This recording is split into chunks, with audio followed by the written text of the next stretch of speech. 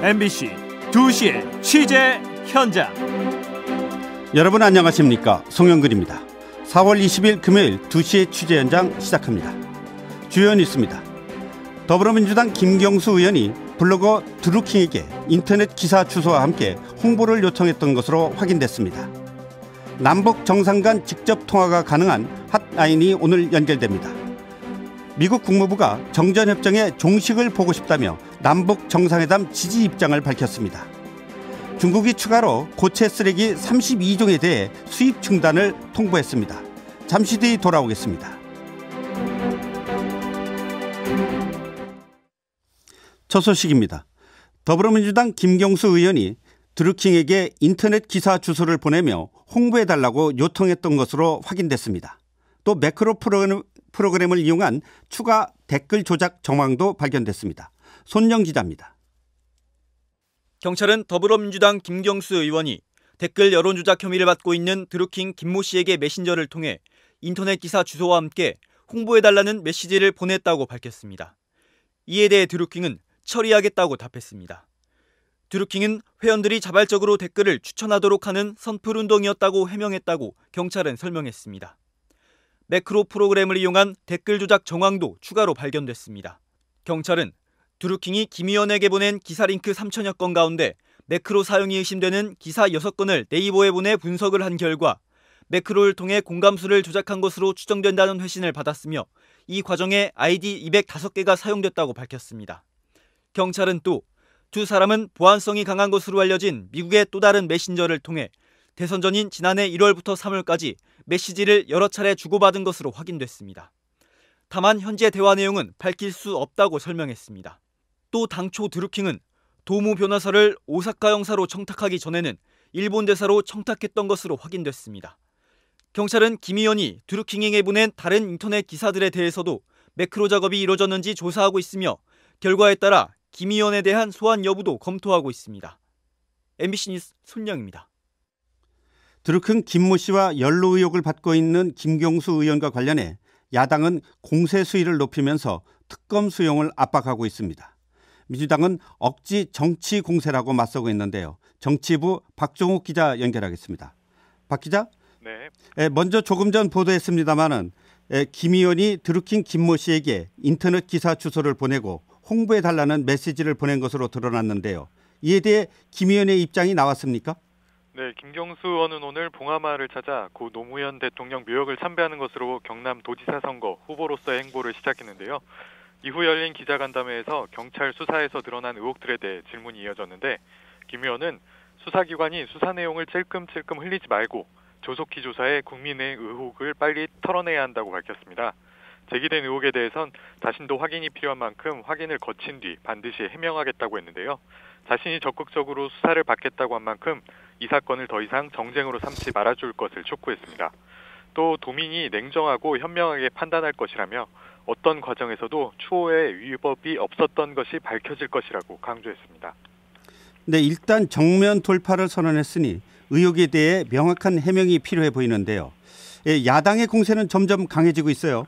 네, 자유한국당은 오늘 청와대 앞에서 의원총회를 열었습니다. 어제 댓글 조작 사건을 수사하고 있는 서울지방경찰청을 항의 방문한 데 이어 연이은 공세적 행보인데요. 김성태 원내대표는 정권의 하수인으로 전락한 경찰에 사건을 맡겨두자는 것은 국민을 우롱하고 기만하는 작태라며 즉각적인 특검 수용을 촉구했습니다.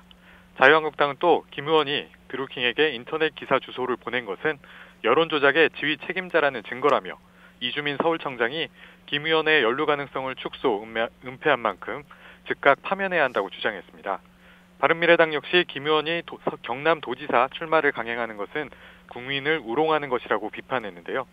오늘 특검법을 발의하는 한편 다른 야당과 공조해 국정조사를 열겠다고 밝혔습니다. 민주평화당 역시 특검 도입을 요구한 반면 정의당은 굳이 특검까지 갈 필요가 없도록 검경은 납득할 만한 수사 결과를 조속히 내놓아야 한다는 입장을 내놨습니다. 예, 야당의 압박이 거세지고 있는데요. 여당인 더불어민주당 그리고 청와대는 이에 대해 어떤 입장입니까? 네, 민주당 추미애 대표는 야당이 이번 드루킹 사건을 과거 국정원 댓글 조작과 동일시하면서 지나친 정치 공세를 하고 있다고 비판했습니다. 특검은 검찰 수사 결과에 따라 결정한 사안인데 지금은 수사가 끝난 것도 아니고 죄목이 나온 상황도 아니기 때문에 특검 도입을 지금 논의할 사안이 아니라는 겁니다. 시 대표는 드루킹에 대해서도 권력에 기생하려고 한 온라인 선동 브로커이자 민주주의의 적이라고 규정하고 수사당국이 철저한 진상규명을 통해 부풀려진 의혹을 해소해야 한다고 말했습니다. 또 국회 앞에서 천막 농성을 벌이고 있는 자유한국당을 향해선 명분도 없이 민생, 개헌, 추경을 다 내팽개쳤다면서 지방선거를 앞두고 정치 공세로 국면 전환을 꾀하려는 꼼수를 중단하라고 비판했습니다. 한편 청와대는 야권의 특검 요구에 대해 특검은 여야 합의로 국회에서 결정하는 것인 만큼 청와대는 국회의 결정을 따르는 것이란 입장을 밝혔습니다. 여야가 특검 실시에 합의할 경우 대통령이 거부권을 행사할 가능성에 대해선 특검 내용을 봐야 할 것이라고 청와대 핵심 관계자는 말했습니다. 네, 지금까지 정치부 박종욱 기자였습니다. 남북 정상 간 직통전화, 즉 한라인이 오늘 연결될 예정입니다. 오늘 실무자 간 시범 통화를 한 뒤에 다음 주에 남북 정상 간의 통화가 있을 것으로 보입니다. 이재훈 기자가 보도합니다. 청와대와 북한의 국무위원회를 연결하는 남북 정상 간 한라인이 오늘 개통될 예정입니다. 아직 실무자 간 시범 통화가 이뤄졌다는 소식은 전해지지 않고 있습니다. 또 시범 통화가 몇 시쯤 이뤄질지도 현재로서는 명확하지 않습니다. 이는 북한에서 노동당 중앙위원회 전원회의라는 큰 행사가 열리는 것과 관련이 있는 것으로 알려졌습니다. 청와대 관계자는 한라인이 청와대와 국무위원회 건물을 연결하는 것이기 때문에 북한의 노동당 행사와 맞춰 한라인 연결과 시범 통화가 몇 시에 이뤄질지는 좀 봐야 한다고 말했습니다. 한라인은 문 대통령의 집무실이 있는 청와대 여민관에 설치될 것으로 보입니다. 오늘 남북 한라인의 시범 통화가 이뤄지면 다음 주에는 정상 간 통화도 이뤄질 것으로 관측됩니다. 남북 간의 한라인이 설치되면 우발적 군사 충돌을 막고 남북 정상이 일상적 통화를 통해 신뢰를 쌓는 데 도움이 될 것으로 기대되고 있습니다. MBC 뉴스 이재훈입니다. 트럼프 미국 대통령이 북미 정상회담에 대해 좋은 일이 일어날 것이라고 말하며 낙관적인 전망을 내놓았습니다. 또 남북 정상회담과 관련해서는 미국 국무부가 정전협정의 종식을 보고 싶다며 지지 입장을 밝혔습니다. 박선아 기자가 보도합니다.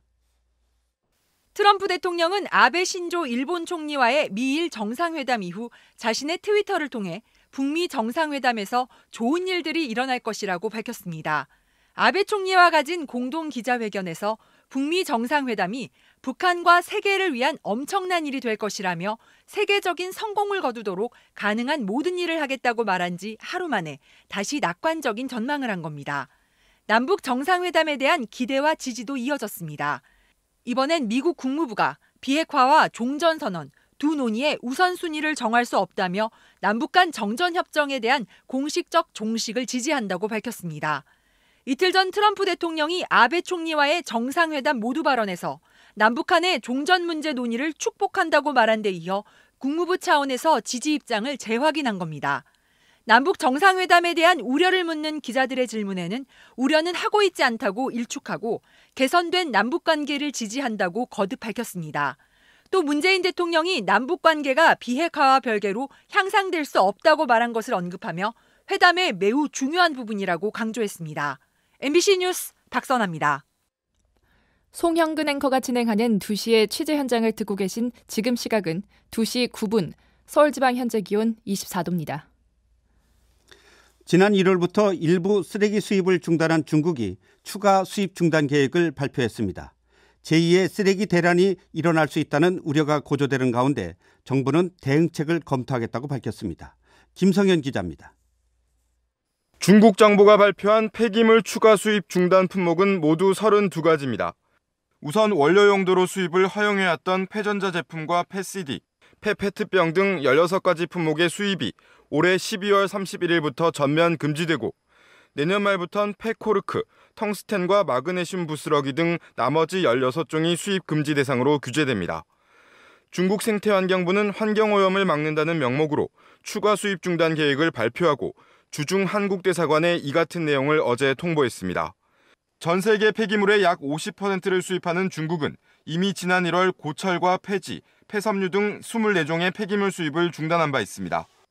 우리나라는 물론 미국, 영국, 일본의 재활용 쓰레기 수출길이 갈수록 좁아지고 있는 가운데 중국이 추가 수입 중단 계획을 밝힘에 따라 세계적인 재활용 쓰레기 대란이 초래될 가능성도 배제할 수 없게 됐습니다. 이달 초 폐비닐 수거 중단 사태로 곤욕을 치렀던 환경부는 즉시 상황 파악에 나섰습니다. 환경부는 중국에 대한 폐기물 수출 통계와 우리 업계에 미칠 파장을 다각도로 분석하고 있다고 밝혔습니다. 환경부는 이르면 이달 중 발표할 재활용 쓰레기 종합 대책에 중국의 추가 수입 중단 계획에 대한 대응책을 포함하는 방안도 검토할 계획입니다. MBC 뉴스 김상현입니다. 간추린 소식과 날씨 박지민 아나운서가 전해드립니다. 한국GM의 법정관리 신청 여부가 오늘 결정됩니다. 한국GM 노사는 GM 본사가 법정관리 데드라인으로 언급한 오늘 막판 교섭을 벌이기 위해 일정을 조율하고 있습니다. 그동안 노사는 11차례 협상을 벌였지만 복리 후생비용 절감과 군산공장 고용 문제 등을 놓고 이견을 보여 합의안을 도출하는 데에는 실패했습니다. 사측은 협상이 결렬될 경우 오늘 오후 8시 법정관리 신청 의결 안건을 상정하는 이사회를 열 방침인 것으로 전해졌습니다. 산업통상자원부가 최근 채용비리로 기소된 백창현 대한석탄공사 사장의 해임을 청와대에 건의했습니다. 백 사장은 전임 사장 조카 등 인턴 6명에 대해 전환 대상이 아닌데도 무기계약직 전환을 지시하고 신입 직원 채용된 본사 노조지부장 딸 등 필기시험 탈락 대상 36명 중 일부를 면접 대상에 포함시킨 것으로 감사원 감사 결과 드러났습니다. 백 사장은 사직서를 제출했지만 검찰 수사가 진행되면서 보류됐으며 기획재정부는 지난 12일 백 사장에 대한 해임 건의안을 심의 의결했습니다. 문화재청은 은진 미륵으로 널리 알려진 충남 논산 관촉사의 석조미륵 보살 입상을 국보 제323호로 승격했다고 밝혔습니다. 고려시대에 만들어진 이 불상은 높이 18m에 머리가 과도하게 크고 얼굴이 다소 기괴한 느낌이 특징으로 대범하고 파격적인 아름다움과 웅장함을 추구했다는 점에서 가치가 있다는 평가를 받았습니다. 이와 함께 조선 후기 서예가 추사 김정희가 쓴 글씨 김정희필 대팽고회 등 3점도 보물로 지정됐습니다. 끝으로 날씨입니다. 오늘은 전국이 맑겠고 낮 기온이 초여름 수준으로 올라 덥겠습니다. 오늘 최고 기온은 서울 27도, 광주, 대구 29도 등 전국이 21에서 29도로 어제보다 1에서 6도가량 오르겠습니다. 햇살이 강하게 내리쬐면서 경남 거제에는 오존주의보가 내려졌습니다. 서울지방 현재 기온 영상 24도입니다. 오늘 순서 여기까지입니다. 감사합니다.